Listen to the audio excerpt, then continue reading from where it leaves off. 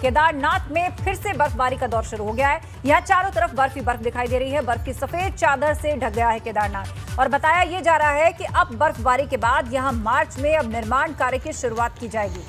वहीं बर्फबारी के बाद चोपता में गाड़ियां फिसल रही हैं। 3 तस्वीरें इस वक्त हम आपको दिखा रहे हैं।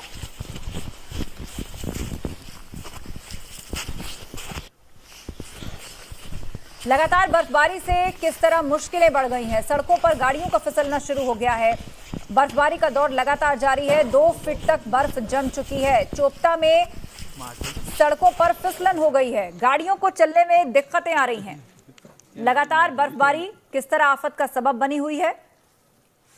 केदारनाथ धाम में फिर से बर्फबारी हुई है। गाड़ियों पर जमी हुई बर्फ जहां तक नजर जाती है, बर्फ की सफेद चादर हर तरफ पसरी दिखाई दे रही है। और सबसे बड़ी दिक्कत जो यहां पर आन खड़ी हुई है वो ये कि सड़कों पर फिसलन आ गई है, जिसके कारण गाड़ियां नहीं चल पा रही हैं। गाड़ियां फिसल रही हैं। किसी भी वक्त ऐसी स्थिति में हादसे हो सकते हैं। तो केदारनाथ में एक बार फिर से हर तरफ बर्फ ही बर्फ का नजारा है। पहाड़ियों से लेकर जितनी भी इमारतें, मकान वहां पर आपको दिखाई दे रहे हैं, बनी हुई जितने भी कंस्ट्रक्शन है, सब पर बर्फ की सफेद चादर बिछी हुई है।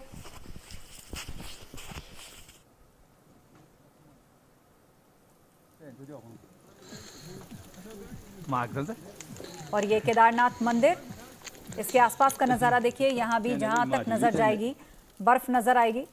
बर्फ से ढका हुआ मंदिर परिसर। और ये चोपता मार्ग की तस्वीर देख रहे हैं आप। गाड़ियों की लाइन लगी है।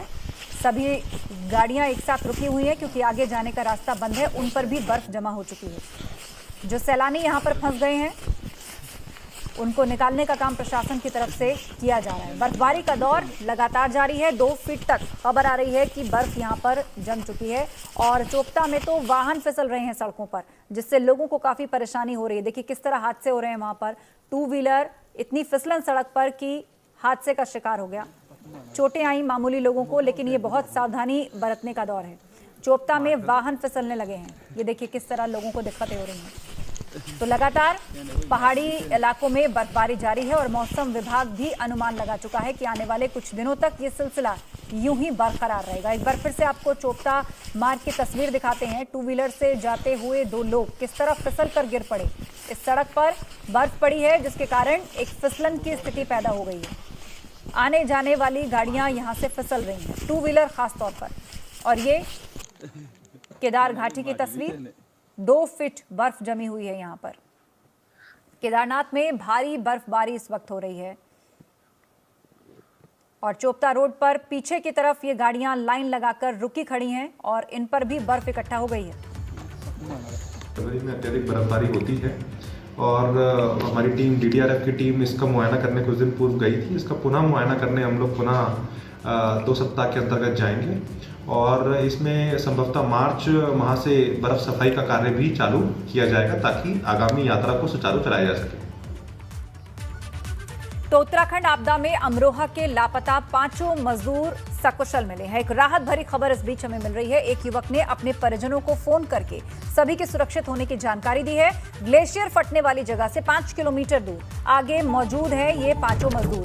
नेटवर्क व्यवस्था पूरी तरह से ठप होने के चलते ये परिजनों से संपर्क नहीं कर पा रहे थे और अब उनका कॉल कनेक्ट हुआ है। तो एक युवक ने अपने परिजनों से फोन पर बात की है और आपदा वाली जगह से 5 किलोमीटर दूर ये सभी मजदूर मौजूद थे, ये बात उन्हें बताई है और अपने सकुशल होने की जानकारी भी उन्होंने दी है। उत्तराखंड आपदा में अमरोहा के लापता 5 मजदूर कुशल हैं और ये बात सामने आई कि इन युवकों के पास जो मोबाइल फोन था, जो अभी तक काम नहीं कर रहा था, घर पर अचानक कॉल लगी, जिसके बाद उनकी बात हुई और उन्होंने बताया कि वो कहां पर फंसे हैं और अभी तक वो सही सलामत हैं। उधर चमोली तबाही का एक नया वीडियो सामने आया है।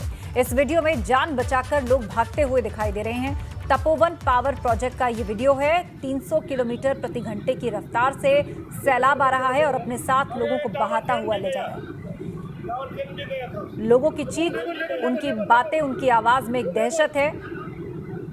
दूर खड़े अपने ही साथियों को ये लोग मलबे में बहते हुए देख रहे थे, लेकिन बेबस लाचार कोई कुछ नहीं कर पाया। अपनी जान बचाकर ये सभी लोग पावर प्रोजेक्ट की छत पर चढ़े थे, लेकिन वहां पर 30 किलोमीटर प्रति घंटे की रफ्तार से तेज बहाव आया और अपने साथ उन्हें बहाता ले गया। ये सभी लोग अभी लापता हैं।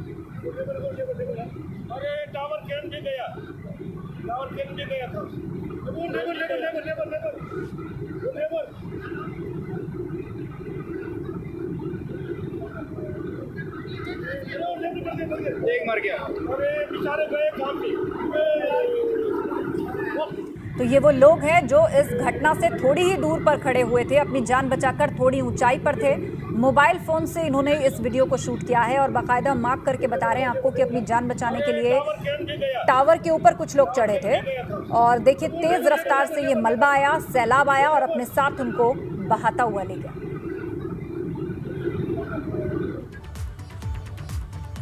उधर कर्णप्रयाग में मलबा गिरने की तस्वीरें सामने आई हैं। बद्रीनाथ ऋषिकेश नेशनल हाईवे पर मलबा गिरा है और मलबा गिरने के बाद बाधित हो गया है नेशनल हाईवे।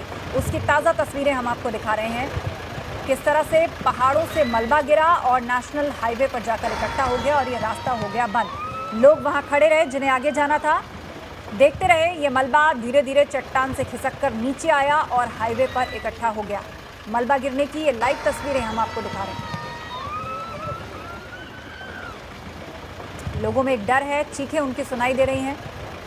तेज रफ्तार से मलबा आता है और बड़े बड़े पत्थर नेशनल हाईवे पर आकर इकट्ठा हो जाते हैं।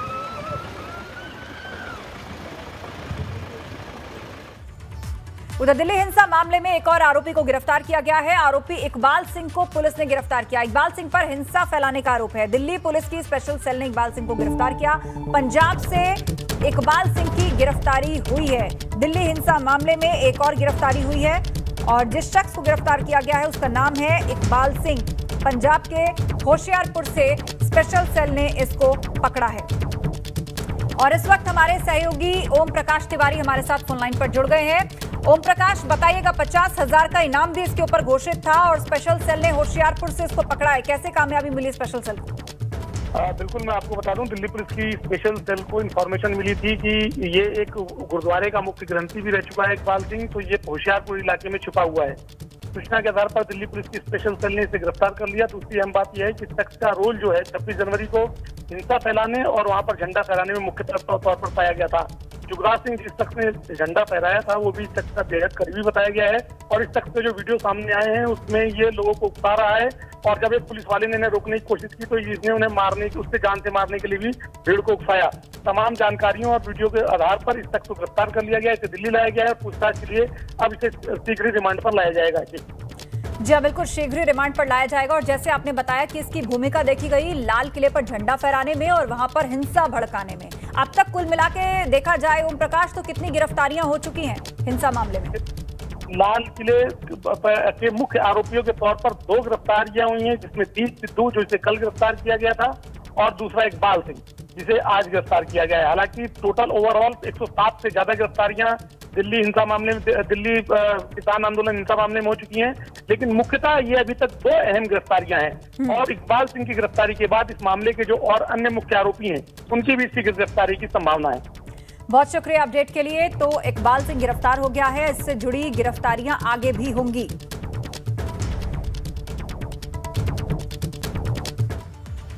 उधर प्रधानमंत्री मोदी की अपील के बावजूद किसानों का आंदोलन 77वें दिन भी लगातार जारी है। गर्मी को देखते हुए नए सिरे से अब तैयारी भी शुरू कर दी गई है। उधर प्रियंका गांधी आज किसान महापंचायत में शामिल होने जा रही हैं। प्रियंका गांधी के इस दौरे पर हमने किसान नेता राकेश टिकैत से बातचीत की। क्या कुछ कहना है उनका, आपको सुनवाते हैं।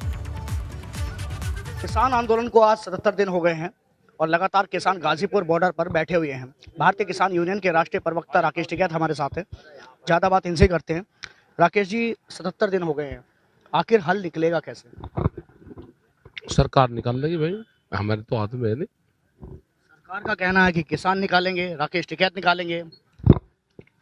हमारी तो कमेटी है, राकेश टिकैत क्या है, तो आंदोलन की जिम्मेदारी है उस पर। तो क्या आंदोलन कैसे आज देख, आज लोग में घूम गए यहाँ पर, तो आंदोलन कैसे वो होगा, कैसे वो चलता रहेगा, कैसे गांव से लोग आएंगे, कैसे वे वापसी जाएंगे, खेत का काम भी ना बिगड़े और आंदोलन में भी एक कंटिन्यूटी बनी रहे, तो खेत से इस आंदोलन को जोड़ना पड़ेगा।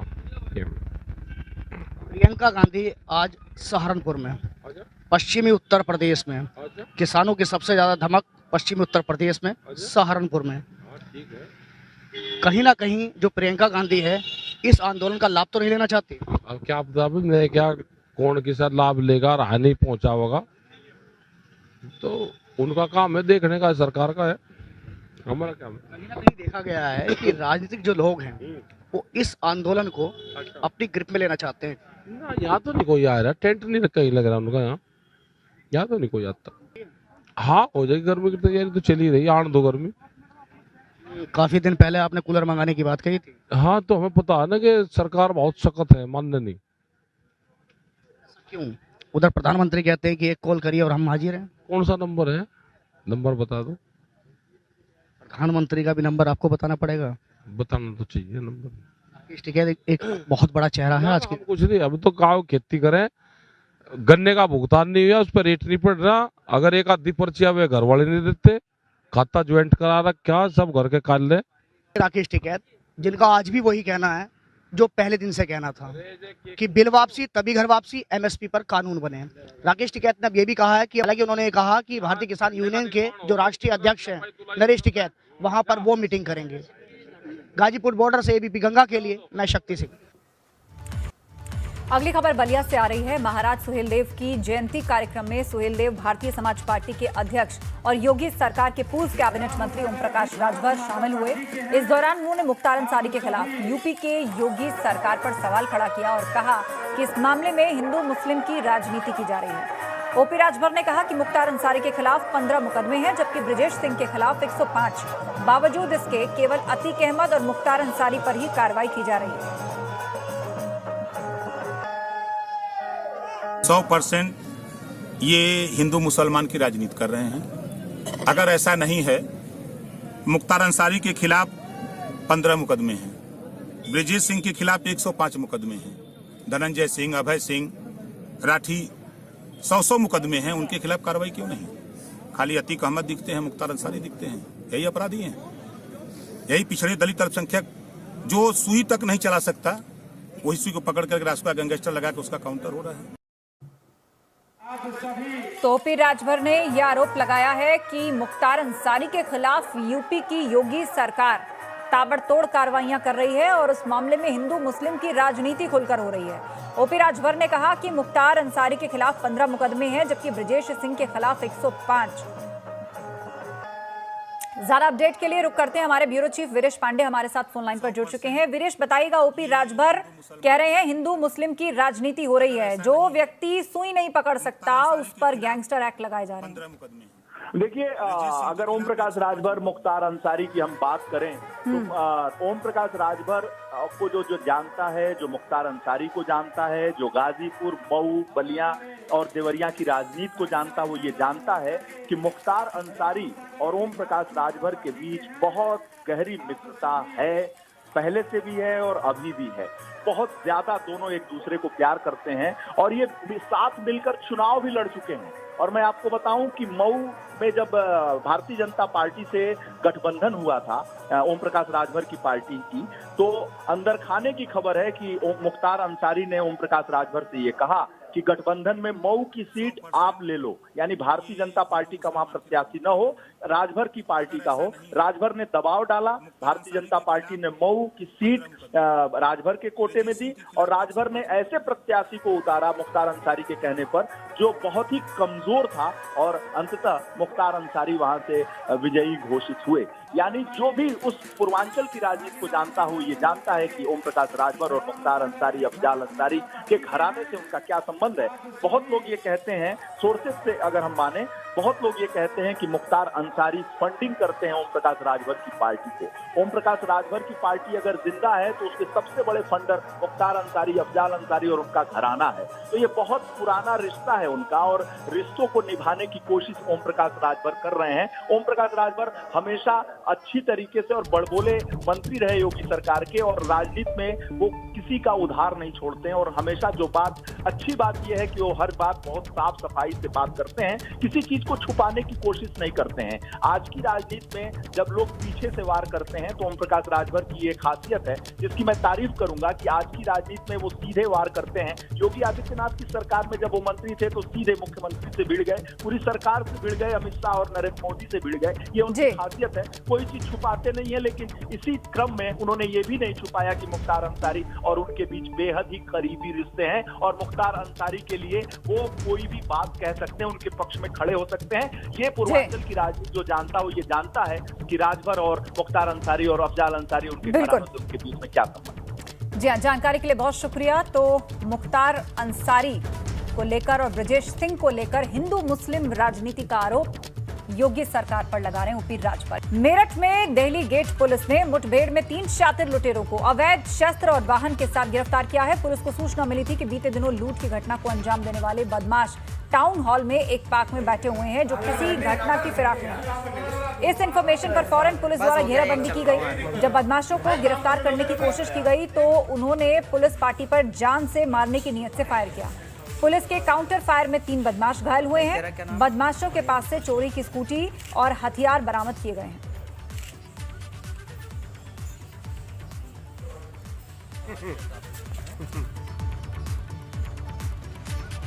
बड़ी खबर लखनऊ से मलिन बस्तियों के विकास से जुड़ी योजनाओं से जुड़ी हुई अहम खबर है। विकास से जुड़ी योजनाओं के क्रियान्वयन की नई प्रक्रिया सुनिश्चित की गई है। सीएम नगरीय अल्प विकसित मलिन बस्ती विकास योजना शुरू की गई। डीएम के अनुमोदन के बिना शासन से किसी योजना को मंजूरी नहीं मिली। अब सरकारी धन से नहीं होगी निजी सोसाइटी बिल्डर की कॉलोनी का विकास।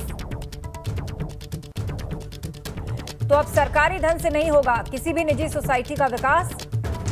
मलिन बस्ती विकास योजनाओं से जुड़ी हुई ये बड़ी खबर है।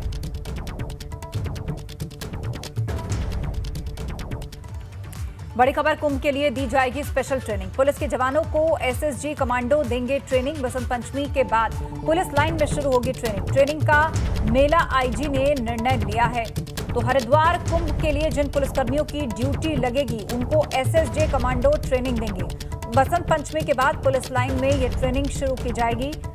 ट्रेनिंग का मेला आईजी ने निर्णय लिया है। कुंभ के लिए स्पेशल ट्रेनिंग करवाई जाएगी उन पुलिसकर्मियों की जिनकी ड्यूटी लगेगी मेले के दौरान, और उन जवानों को एसएसजी कमांडो ट्रेनिंग देगी। वहीं गौतम बुद्ध नगर में नए उद्योग स्थापित करने को लेकर सेंट्रल पोल्यूशन कंट्रोल बोर्ड ने नई गाइडलाइंस जारी की हैं। अब जिले में इंडस्ट्रियल प्लांट में सरपंची बॉयलर का इस्तेमाल किया जा सकेगा। डीजल, कोयला, लकड़ी और दूसरे ईंधन वाले बॉयलर्स के प्रयोग पर रोक लगा दी गई है। यूपी पोल्यूशन कंट्रोल बोर्ड ने इस बारे में एक सर्कुलर जारी किया है। लगातार बढ़ रहे प्रदूषण की दिशा में इसे अहम माना जा रहा है।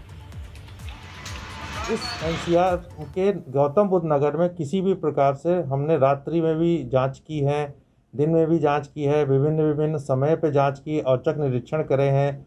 किसी भी अनदर बैंड फ्यूल का यूज़ नहीं पाया गया है किसी भी इकाई में। और आने वाले समय में अब सिर्फ ग्रीन फ्यूल की इंडस्ट्रीज़ को ही न्यू इस्टेब्लिशमेंट के लिए एनओसी प्रदान की जाएगी। हमारा सबको यही जो है रिकमेंडेशन है कि आप जल्दी से जल्दी कन्वर्ट हो जाएं। और वर्तमान में ये जो सर्कुलर है ये नई इकाइयों की स्थापना के लिए निर्देश प्राप्त हुए हैं। इसी के साथ वक्त हो गया एक ब्रेक का। फौरन होंगे हाजिर, कहीं मत जाएगा।